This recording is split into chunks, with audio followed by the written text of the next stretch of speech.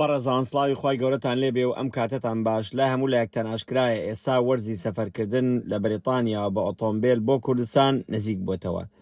یەک ڕێنمایی بچووک بۆ ئازیز و خۆشەویستانەی کە سەفەری کوردستانەکەن خۆم تا ئێستا زیاتر لە 5 جار بۆ ئۆتۆمبیل سەردانم کردووە لە وڵاتی تورکیا داوای جۆرە ئینشۆرەنسێکت لەکەن کەوتە تەمینێک بۆ ئۆتۆمبیلەکەت کە پێی ئوترێ گرین ئینشۆرەنس. ئەم گرین ئینشۆرەنسە تەمینی حیاتی تۆ ئەکاوت حیاتی و مڵەتی شۆفێرەکە دەکات ناو وڵاتی بەریتانیا بوو ناو وڵاتی تورکیا. ئەگەر ویستان ئەم ئینشۆرەنسە بکڕن تکایە تەلەفۆن بکەن بە ژمارە تەلەفۆنی 077 33 77 42 42 ماوەی 2 ڕۆژ بۆ 3 ڕۆژی پێچێت تا پۆستەکانتان بەدەست ئەگا. ئەگەر بتانێت خۆتان لە ئۆنلاین بیکردن ئەتوانن گرین ئینشۆرەنسی تورکیا لێ بدەن، چونکە گرین ئینشۆرەنسی وڵاتی بەریتانیا کۆمپانیایەکی جیاوازە کە کەڤەر واتە وڵاتی تورکیا ناگرێتەوە. ڕێز و حرمەت بۆ ئێوە، کاتێکی شاد.